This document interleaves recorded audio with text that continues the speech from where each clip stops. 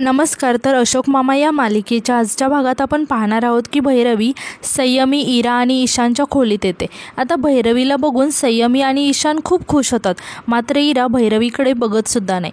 आता संयमी खुश होऊन भैरवीला म्हणते की वाव, कसला मस्त सिक्सर मारला आहेस ग माऊ तू, आणि तुम्ही दोघांनी लग्न केलं आणि मी तुझ्यावर खूप नाराज आहे. यावर भैरवी विचारते की का. यावर संयमी म्हणते की एवढं मोठं सिक्रेट आणि तू सांगितलं सुद्धा नाही की तुम्ही डेट करताय. तेव्हा ईशान म्हणतो की तरी मी तुला सांगत होतो संयमी ताई, या दोघांचं ना काहीतरी सीन चालू आहे. आणि तो इराला विचारतो की बरोबर ना इरा. तेव्हा इरा म्हणते की नाही, मला नाही वाटत. आता संयमी भैरवीला म्हणते की बरं ते जाऊ दे, मला ना सगळं ऐकायचं आहे डिटेलमध्ये. तेव्हा भैरवी संयमीला म्हणते की हो सांगणार आहे, पण नंतर. आता यावर ईशान म्हणतो की पण माऊ, तुम्ही असं पिक्चरमध्ये करतात तसं लग्न का केलं. संयमी सुद्धा म्हणते की आणि असं एवढा मोठा शॉक का दिला तुम्ही दोघांनी. यावर भैरवी म्हणते की द्यावा लागला तुमच्यासाठी. तेव्हा ईशान विचारतो की म्हणजे. यावर भैरवी सांगते की म्हणजे आता तुम्ही इथे आहात की नाही आणि मला तुमच्यासोबत राहायचं होतं, मग लग्न करूनच आले इथे. यावर संयमी म्हणते की तू आमच्यासाठी इथे आलेस. यावर भैरवी म्हणते की हो. हे ऐकून संयमी आश्चर्याने विचारते की म्हणजे तुझं आणि काकाचं अफेअर नव्हतं. तेव्हा भैरवी खूप घाबरते आणि अडखळत म्हणते की होतं म्हणजे होतं, पण तुमच्यामुळे आम्ही पटकन डिसिजन घेतला ना, म्हणजे तुम्ही आमच्या लव्ह स्टोरीची ड्रायव्हिंग फोर्स होता. हिरा मात्र खूपच संशयाने भैरवीकडे बघत असते. आता संयमी म्हणते की माऊ प्लीज मला डिटेलमध्ये सांग ना सगळं, चल आपण बाहेर जाऊया दोघी. तेव्हा ईशान म्हणतो की नाही थांबा, मी सुद्धा येतो. यावर संयमी म्हणते की ईशान, आम्हा दोघींनाच बोलायचं आहे ना. आता भैरवी ईशान आणि संयमी दोघांना म्हणते की अरे थांबा जरा, आणि आज माझा पहिलाच दिवस आहे, अजून मी इथे आहे, आता मला आजच्या जेवणाचं बघू द्या बघू. तेव्हा इरा रागाने भैरवीला म्हणते की मला नाही जेवायचं आहे. यावर भैरवी विचारते की का. तेव्हा इरा म्हणते की नाही सांगितलं ना. तेव्हा ईशान आणि संयमी इराकडे आश्चर्याने बघायला लागतात. आता भैरवी मी आलेच असं म्हणून तिथून निघून जाते. तर आता यानंतर आपण इकडे पाहतो की अशोक मामा बाहेरून येत असतात. आता तितक्यात अनिशसुद्धा बाहेर येतो आणि दोघांचंही लक्ष एकमेकांकडे जातं. तेव्हा अशोक मामा खूप रागाने अनिशकडे बघायला लागतात.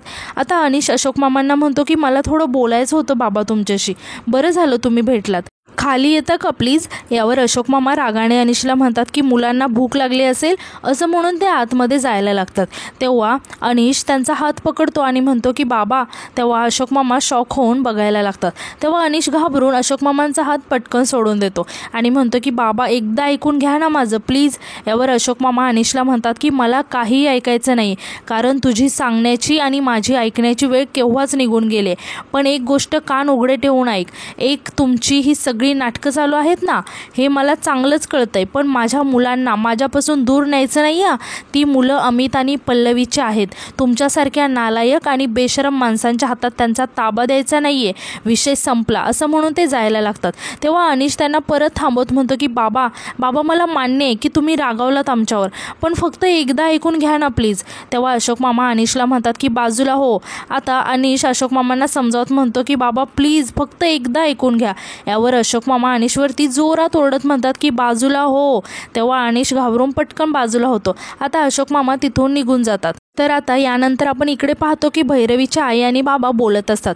भैरवीची आई खूपच टेन्शनमध्ये असते आणि ती म्हणते की इतकं सगळं घडलं आणि तुम्ही हे मला आत्ता सांगताय. अहो अचानक आपली मुलगी घरातून जाते काय आणि लग्न करून येते काय, आणि मला यातलं काहीसुद्धा माहिती नाही आहे. तेव्हा भैरवीचे बाबा म्हणतात की माहिती तर आम्हाला तरी कुठे होतं, पायाखालची जमीन सरकली आहे. यावर भैरवीची आई म्हणते की अहो पण का केलं त्यांनी असं. तेव्हा भैरवीचे बाबा म्हणतात की विचार करून करून डोकं फुटायची वेळ आली आहे. का कोण जाणे, पण मला तर हा भैरवीचाच पराक्रम वाटतोय. काहीतरी गडबड आहे मीना, काहीतरी गडबड आहे जे आपल्याला माहिती नाही आहे. यावर भैरवीची आई म्हणते की कसं ठाऊक असणार, गेले कित्येक वर्ष तिने आपल्याला स्वतःपासून तोडून ठेवलंय. अहो ती मुलगी आहे, माझ्याशी कधी नीट बोलतही नाही हो. आणि त्या रडायला लागतात आणि म्हणतात की असो, निदान त्या लेकरांच्या आयुष्याला तरी स्थैर्य मिळेल. यावर भैरवीचे बाबा म्हणतात की काय माहिती त्यांच्या आयुष्याला स्थिरता येते की इतरांच्या आयुष्यात वादळ येते. तर दुसरीकडे आपण पाहतो की अशोक मामा, अनिश, ईशान आणि संयमी जेवायला बसलेले असतात आणि भैरवी त्यांना जेवण सर्व करत असते. आता भैरवी अशोक मामांना खिचडी देत म्हणते की बाबा खिचडी. तेव्हा अशोक मामा विचारतात की इरा कुठे. यावर ईशान सांगतो की तिचं जेवण झालंय आणि ती आतमध्ये अभ्यास करत बसली आणि तो म्हणतो की पण काळजी करू नका, ती आत झोपणार नाही. तेव्हा सर्वजण शॉक होऊन ईशानकडे बघायला लागतात. आता अनिश विचारतो की आत झोपली तर प्रॉब्लेम काय आहे. तेव्हा ईशान शांत होतो आणि म्हणतो की पण ते तुम्ही किती भारी लग्न केलंय ना, म्हणजे त्या K3Gमध्ये सारखं करतो ना शाहरुख खान तसं, फक्त काजलच्या डोक्यावर हात ठेवला आणि झालं लग्न. आता मी पण असंच लग्न करणार आहे. तेव्हा संयमी ईशानला म्हणते की ईशान पटापट जेवा, चल मूर्खपणा करू नकोस. आता ईशान भैरवी आणि अनिशला म्हणतो की पण तुम्ही अजून मला तुमची स्टोरी नाही सांगितली. तेव्हा भैरवी ईशानला खुणावून शांत बसायला सांगते. तेव्हा ईशान भैरवीला विचारतो की पण माऊ, आजपासून मी तुला माऊ म्हणायचं की काकू म्हणायचं. तेव्हा भैरवी म्हणते की काहीही म्हण, पण आधी जेव, उशीर होतोय. तेव्हा ईशान म्हणतो की अरे हो, आज तर तुमची सुहागरात आहे ना, असं म्हणून तो घाबरून शांत बसतो. तेव्हा अशोक मामा खूप रागाने ईशानकडे बघायला लागतात आणि बाकीचे सर्वजण सुद्धा शॉक होऊन ईशानकडे बघत असतात. आता ईशान म्हणतो की म्हणजे ते आम्ही अजून काही प्रिपरेशन नाही केलं ना, त्या बेडवर अशा हार्ट शेपच्या पाकळ्या वगैरे, अशी 2 बदकं. तेव्हा अशोक मामा रागाने ईशानला म्हणतात की कशाला बघता रे तुम्ही सारखं TV. अरे तुमचं लहानपण जपावं म्हणून मी जीवाचं रान करतोय.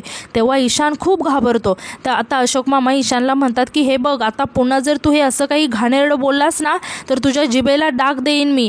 तेव्हा भैरवी अशोक मामांना म्हणते की बाबा आता बस ना, किती चिडाल तुम्ही त्याच्यावर, आणि तसंही जेवताना आवाज चढवू नये. तेव्हा अशोक मामा भैरवीकडे बघायला लागतात आणि ते चमचा फेकून देतात. तेव्हा अनिश अशोक मामांना म्हणतो की अहो बाबा, असं अन्नावर राग काढू नका, जेवून घ्या. तेव्हा अशोक मामा तिथून उठतात आणि म्हणतात की पोट भरले माझं, आणि ते जेवण न करता तिथून निघून जातात. आता संयमी ईशानवरती ओरडत म्हणते की ईशान, तुला कधी काय बोलायचं ते कळत नाही का, मूर्ख कुठला. आता अनिशसुद्धा मी आलोच जरा, असं म्हणून तिथून निघून जातो. आता भैरवी अनिशकडे बघायला लागते आणि ती सुद्धा म्हणते की तुम्ही जेवून घ्या, मी येतेच. आता इकडे अनिश बाहेर येऊन उदास होऊन एका ठिकाणी बसतो. आता भैरवी त्याच्या पाठीपाठी येते आणि त्याला म्हणते की अनिश ऐक ना. तेव्हा अनिश रागाने भैरवीला म्हणतो की काय आहे. तेव्हा भैरवी अनिशला म्हणते की ऐक, हे प्रॉब्लेम्स ना आपल्याला असे रोज फेस करावे लागणार आहेत. प्लीज आपण बाबांना सांगूयात, आणि तसंही इथे जागेची कमी आहे, आपण सांगून टाकूयात बाबांना. मी आज तसंही मुलांना जाते घेऊन. यावर अनिश म्हणतो की त्याने काय होईल माहिती आहे ना, तुझं आणि बाबांचं पुन्हा भांडण होईल, त्यांना त्रास होईल, आजारी पडतील ते. आधीच आपण त्यांना एवढा मोठा धक्का दिलाय, त्यात आता हे आणखी नको. यावर भैरवी म्हणते की अरे तसंही मी मुलांना घरी घेऊन जाणारच आहे. यावर अनिश म्हणतो की बरोबर आहे, पण बाबांना न दुखावता, कळलं. त्यामुळे हे असले स्टंट्स ना माझ्यासमोर करायचे नाही आहेत, समजलं ना. यावर भैरवी अनिशला म्हणते की सेम तुझ्या बाबांच्या टोनमध्ये बोलतोस कधी कधी. यावर अनिश म्हणतो की हे बघ, मी जर आत्ता म्हटलं ना मी मुलांची जबाबदारी घेतो, तर लिगली तूही फार काही करू शकणार नाहीस. तेव्हा भैरवी हसत म्हणते की धमकी देतोयस. अनिश रागाने म्हणतो की धमकी नाही, फॅक्ट आहे. मुलांचा काका आहे मी, आणि हे बघ, माझ्या कामामुळे मला घराबाहेर थांबावं लागतं, म्हणून मी तुझा ऑप्शन स्वीकारला आहे. बट माय वे और हायवे असं चालणार नाही. जोपर्यंत तू इथे राहते आहेस तोपर्यंत बाबांशी कमीत कमी वाद होतील ना, याचं बघ. त्यांना जेव्हा आपल्याबद्दल खरं कळेल ना, तेव्हा त्यांची काय अवस्था होईल याची कल्पनासुद्धा करू शकत नाही मी. त्यामुळे त्यांना अजून त्रास नको देऊस. आता भैरवीसुद्धा रागाने म्हणते की हॅलो, मला अजिबात इंटरेस्ट नाही आहे हे सगळं करण्यामध्ये. माझेसुद्धा हात दगडाखाली आहेत, नाही तर माझा जुहूचा फ्लॅट सोडून तुमच्या या खुराड्यात राहायला आले नसते मी. मला अजिबात हाऊस नाही आहे ना तुझ्या वडिलांबरोबर राहायची ना तुझ्याबरोबर राहायची. तेव्हा अनिश म्हणतो की अच्छा, मला वाटलं होतं की तुला मी आवडतो. हे ऐकून भैरवी हसायला लागते आणि म्हणते की आवडत होतास रे, कारण मला वाटलं होतं माझ्यासारखाच आहेस तू. मला ज्या गोष्टी खटकतात ना त्या तुलाही खटकतात, तुलाही नाही आवडत. पण नाही, मी पूर्णपणे चुकीची होती. अनिश, इमोशनल फुल आहेस तू. अचानक वडिलांबद्दल तुला पुळका वाटायला लागलाय. आणि परत वैतागून म्हणते की मरू दे ना, तुम्ही एकमेकांच्या गळ्यात गळे घाला, नाहीतर एकमेकांचे गळे दाबा, मी काय करू. आणि हे बघ ऐक, आदर्श सुनेसारखं मुळूमुळू रडत बसण्यात मला 0 इंटरेस्ट आहे. मला लवकरात लवकर मुलांना माझ्या घरी घेऊन जायचं आहे आणि त्यासाठी करत असलेली तडजोड आहे हे असंच राहणार आणि हे असंच संपणार. त्यामुळे अनिश मला अक्कल शिकवायची नाही यापुढे. मान्य असेल तर ठीक, नाही तर आता वडिलांना सांगते तुझ्या, आपण कॉन्ट्रॅक्ट मॅरेज केलं आहे ते, असं म्हणून ती रागाने तिथून निघून जाते. अनिशसुद्धा खूपच चिडलेला असतो आणि त्याला काय करावं काही समजत नाही. आता यानंतर आपण पाहतो की अशोक मामा आणि मुले झोपण्याची तयारी करत असतात. तेव्हा अनिश आणि भैरवी तिथे येतात. अनिश अशोक मामांना विचारतो की बाबा, या एवढ्या सगळ्या गाद्या काय प्रकार आहे? आता ईशान अनिशला सांगतो की ते आजोबा म्हणाले की आजपासून आम्ही तिघे आणि आजोबा इथेच झोपणार. तेव्हा भैरवी म्हणते की मला काय वाटतं, आज आम्ही तिघी आतमध्ये झोपतो, तुम्ही तिघे बाहेर झोपा. अनिशसुद्धा म्हणतो की बाबा ऐका ना, मुलांना आतमध्ये बेडवर झोपायची सवय आहे, त्यांना तिथेच झोपू द्या. निदान आज तरी त्यांची जागा बदलणं आवडणार नाही मला. भैरवी आजच आली आहे घरामध्ये, त्यामुळे नको. तेव्हा अशोक मामा म्हणतात की उद्या किंवा 4 दिवसांनी किंवा 8 दिवसांनी, असा मोठा काही फरक पडणार आहे? यावर भैरवी म्हणते की पडू शकतो. अशोक मामा आश्चर्याने भैरवीकडे बघून म्हणतात की हो. तेव्हा भैरवी म्हणते की हो, कदाचित तुम्ही उद्या मला सून म्हणून स्वीकाराल. आणि म्हणते की हो बाबा, मी ठरवलंय, जोपर्यंत तुम्ही मला सून म्हणून स्वीकारत नाही तोपर्यंत मलाही माझा संसार नाही सुरू करता येईल. आता अशोक मामा हसत म्हणतात की सून म्हणून स्वीकारायला विधीपूर्वक लग्न केले कुठे तुम्ही? हे असलं लग्न मानत नाही मी. आता अनिश आश्चर्याने विचारतो की असं लग्न म्हणजे? आणि सांगतो की आम्ही लीगल फॉर्मॅलिटीज पूर्ण करून लग्न केलंय. तेव्हा अशोक मामा म्हणतात की फॉर्मॅलिटी छान, पण आपल्या संस्कृतीमध्ये लग्न ही फॉर्मॅलिटी नाही, तो एक संस्कार आहे. काय आहे ना, फॅशनेबल मंगळसूत्र कुठेही विकत मिळतं, पण त्यामागची बांधिलकीची जाणीव कुठेही विकत मिळणार नाही. यावर भैरवी म्हणते की अहो बाबा, मग काय आता परत एवढा मोठा इव्हेंट करायचा का? जाऊ द्या ना, कशाला उगाच नुसता खर्च. यावर अशोक मामा हसत म्हणतात की विधिवत लग्न आणि खर्चिक लग्न यामध्ये फरक असतो. तेव्हा भैरवी म्हणते की पण काय गरज आहे या सगळ्या विधींची? हे सगळं आता आउटडेटेड झालंय सगळं. आता अशोक मामा म्हणतात की बांधिलकी ही कधीच आउटडेटेड नसते. मंगलअष्टका कानावर पडताना जो हुंदका दाटून येतो ना, तो आउटडेटेड नसतोच, असं म्हणून ते थोडेसे इमोशनल होतात आणि म्हणतात की मुलीचा हात परक्याच्या हातात देताना बापाच्या हाताची जी थरथर होते ना, ती आउटडेटेड नसते. सप्तपदी चालताना प्रत्येक पावलानंतर जी जाणीव होते ना, ती आउटडेटेड नसतेच. उलट या जाणीवाच माणसाला जगण्याचं भान देतात. यावर भैरवी म्हणते की हो, पण एवढं सगळं करूनही लग्न मोडतात ना? तेव्हा अशोक मामा म्हणतात की मोडतात, पण मोडण्याआधी एक सेकंद का होईना या सगळ्या क्षणांचं भारावलेपण आठवतं की, आणि त्यामुळे कदाचित लग्न टिकू शकतात. त्यामुळे जोपर्यंत हे विधी होत नाही तोपर्यंत मी तुला स्वीकारणार नाही. आता अनिश अशोक मामांना म्हणतो की हे बघा, आपण यावर नंतर बोलूया, सगळेच खूप थकले आहेत. अशोक मामा म्हणतात की बरोबर आहे, अगदी बरोबर आहे, सगळे शरीराने थकतात, पण मी मनाने थकलो आहे. आणि परत म्हणतात की जाऊ दे, दगडावर डोकं आपटण्यात काय अर्थ आहे. आता अनिश अशोक मामांना म्हणतो की हे बघा बाबा, तुम्ही जे काही म्हणताय ना ते सगळं मान्य आहे मला, पण आता एक गोष्ट प्लीज मान्य करा, आमची मुलांना आतमध्ये झोपू द्या. आणि तो भैरवीला म्हणतो की भैरवी, संयमीला घेऊन आतमध्ये जा, काय करायचं ते नंतर बघूया. यावर अशोक मामा म्हणतात की ठीक आहे, होऊ दे तुमच्या मनासारखं, पण एक गोष्ट लक्षात ठेव, तुमच्या मनमानीचा घडा ना आता भरलाय, त्यामुळे जपून राहा. आता यानंतर मध्यरात्री आपण पाहतो की इराला झोप येत नसते, भैरवीसुद्धा जागीच असते. आता इरा भैरवीला म्हणते की माऊ, तुम्ही दोघांनी लग्न नाही ना केलं? हे ऐकून भैरवी घाबरून इराकडे बघायला लागते आणि ती घाबरून विचारते की असं का विचारते आहे? तेव्हा इरा म्हणते की कारण मला असं वाटते की तुम्ही आजोबांशी खोटं बोलत आहात.